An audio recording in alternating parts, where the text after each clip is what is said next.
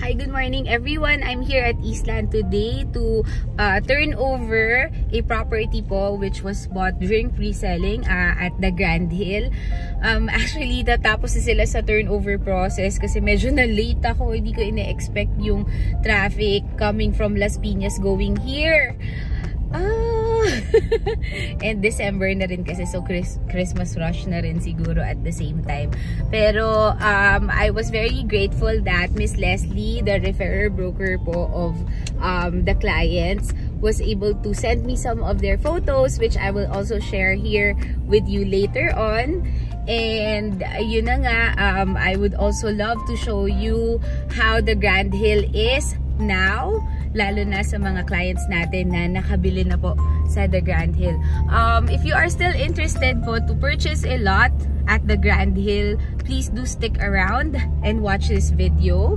Still have 5 lots available at the Grand Hill, so if you are interested to learn more about it, please do watch some more and finish this video. And if you haven't, please do like and subscribe for updates about Eastland Heights, the Grand Hill, and Dainty Residences.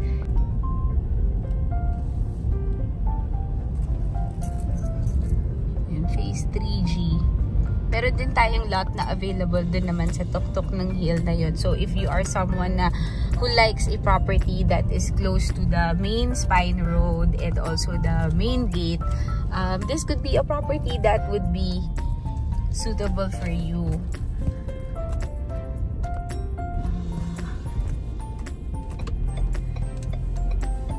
Hindi ako makadecide if pupunta ako ng clubhouse or diretso ako ng Grand Hill. Kasi nahihiya ako dahil late na ako. But I don't want them naman na mapastay pa pagdating ko just because late ako, or kaya for us being courteous po. So siguro, well, pero I'll still pass by, baka nandun pa sila. Pero I know kasi patapos na sila. There are more of the ano na lang po, process of turnover, kung saan po sila pwedeng mag-maintain po ng property nila, or kaya kung mag-plan na sila mag-build ng house. Dun po in-explain lahat ng accounts management division po, who are the ones in charge of the turnover po of the property. So then ang view dito kasi from here, nasa Nara Drive po ako ngayon. May mga properties din po tayo na available dito, just in case you are interested naman po sa RFO lots natin. Yan po, itong corner lot available po yan. Tapos malapit siya dito sa Nara Drive, wherein meron kayong view ng hill going to the clubhouse. And then the golf course also. Tapos meron siyang parang island sa gitna ng road. So yung harapan ninyo is malawak po yung provision. I mean, yung distance po ng mga bahay pa. So, it would make you, it would give you a feel na, alam nyo, hindi congested talaga. Ayun na sila. Hindi na ako lalapit. Nahiya ako. Paalis na sila eh. Miss Les, pakita ko na lang sa iyo yung video. Ayan, napauwi na sila. So, I won't bother them anymore.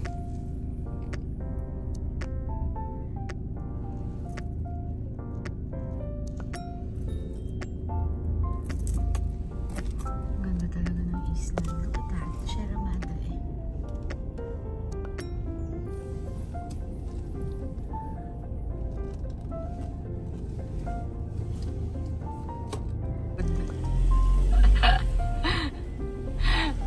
Miss Leslie! Miss Les! Stalker mo! Kami nila Miss Les. Hindi ko natiis kasi nakita ko sila na parang ano pa, nagre-ready pa lang naman umalis. So sabi ko, habol na ako para makapag-hi man lang. So yun. Pero ngayon papunta po ako sa lupa nila para i-check ko din at mapakita ko din sa inyo yung the Grand Hill. Nakakatuwa naman. Nasayahan sila dun sa lot. Maganda daw po yung view. So, ayun. Happy rin ako for them. Sobrang happy din. Grand Hill galing dito sa clubhouse. And may bago ulit na tinatayo. Actually, dito may lupa na available. Naku, nakalimutan ko pa mag-CR. Ay, wow! May tinatayo na rin na fairway doon. Yan. And then this one is new also. Yan, mga bagong bahay. Ay, na-obstruct niya ng konti. So, third level na lang yung view nila, ma'am. Dito. Yan siya, pag upslope. Okay, eventually, dadami yung mga bahay dito. Kaya, this is really a good time to invest. Habang hindi pa kami nagpa-price increase kasi pretty soon, magpa-price increase na. Kasi medyo matagal na since we had an increase. And then, maganda ngayon kasi if you buy in cash, since if you have plans naman of building a house right away, you can be entitled for a 20% discount. Yung mga lots na available natin, I'll post later. Medyo may kalakihan na nga lang yung mga lots na naiiwan. Most of them, 500, on the average, mga 500 square meters pataas po yung available natin.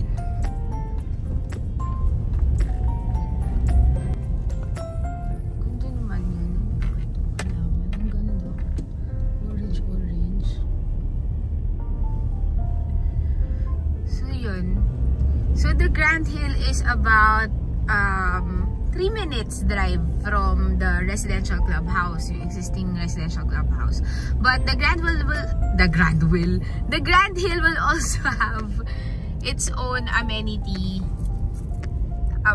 There's a park kasi po, allotment.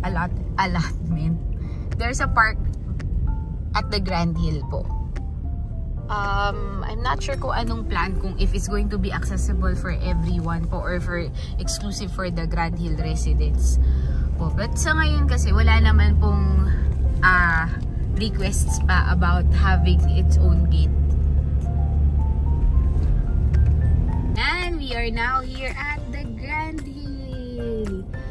This part will be the open space. It would be a park and playground. So, yan ang view. Ayan, mas maliwanag pala. Kasi sorry, may tint po ako. Yan, this is the park. And then, this is block 2. May overlooking. While this one is block 1. Dito sa block 1, meron po tayong dalawang lot na available. So, yung mga nagtatanong po if it's underground utilities, hindi po. Pero ito po yung mga poste natin dito. Mas updated siya as compared doon sa older phase. Kasi ito pong mga road, yung road network na to was already by Global Estate Resorts na po. So, this one is block 2. Ito yung cul-de-sac area. So, mamaya i-share ko po yung map para may idea kayo kung ano itong sinasabi ko. Then yan. Ito po, dalawang lot, the 300 square meters are both available po. So, this lot, yan, may view rin po yan ng golf course dun sa kabila. And then also this one. Ito, mas mababa siya ng konti. Pero ang maganda sa lot na to, parang almost flat siya. Tapos elevated din naman, so you can follow this terrain para mas mataas po yung bahay. Oh, may street names na. So, Wisteria and Little Leaf yung street name. Ito sa Manila.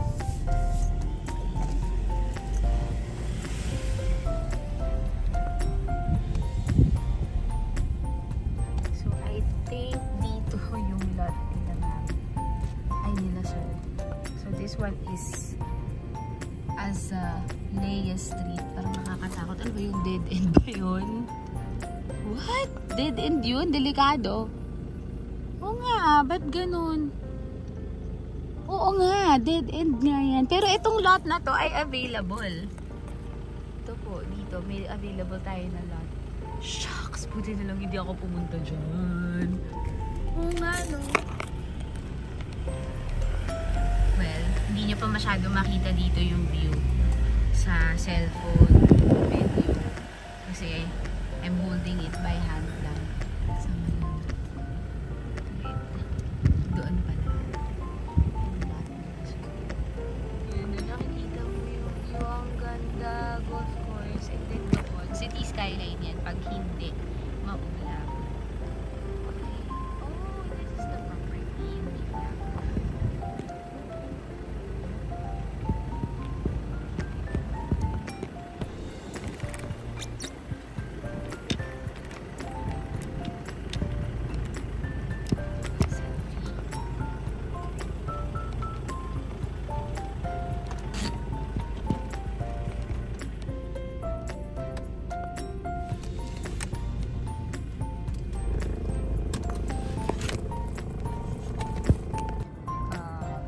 Parang hindi ako makakatayo dun kasi yung sapatos ko.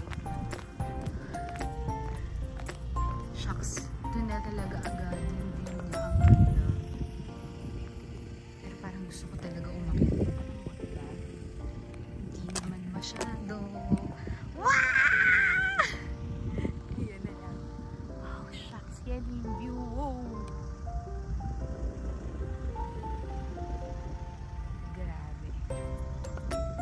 Nakakatuwa lang kasi ito yung ini-explain ko pa lang dati sa drone nung talahib pa siya. So at least hindi talaga ako nagkamali at hindi ako mapapahiya sa mga clients dati.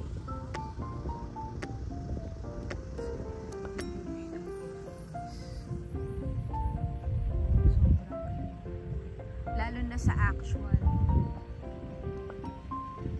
Tapos doon, pagka maganda yung ano, ayan o, may city skyline din siya. Kapag maganda yung panahon, cloudy lang ngayon. Tapos, they can follow pa the terrain. Eh, yung lot nila po ay, as you can see, pataas siya. Ayan yung road eh, pataas yan. Di lang masyado makita dito kasi naka-zoom out ako of 0.5. Wait lang, makamakita tayo dito. Ayan. So, tomorrow, meron pa ako ulit another turnover sa client din natin. Doon naman siya sa Block 6. Ganito rin po yun.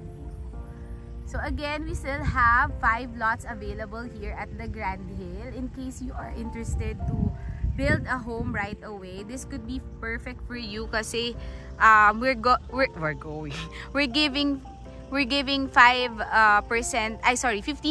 discount for cash buyers. So, kung halimbawa, magbe-build na rin naman kayo, ideally, maganda, you pay it out na lang din po in cash. Or we can also,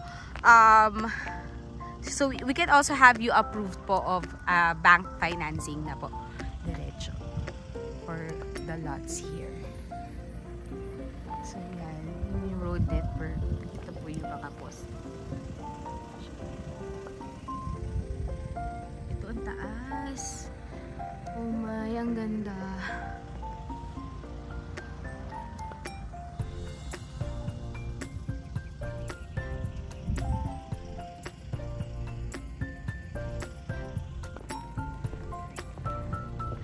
So yan po, thank you for watching. So this is the Grand Hill.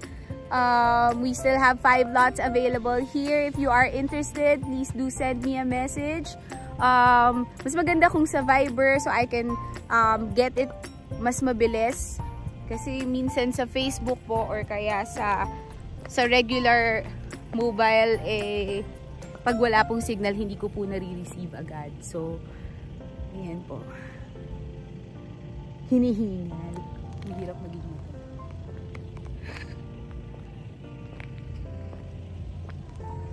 Thank you for watching, see you soon. 5 lots available here at the Grand Hill. 15% discount for cash buyers po. Ganda.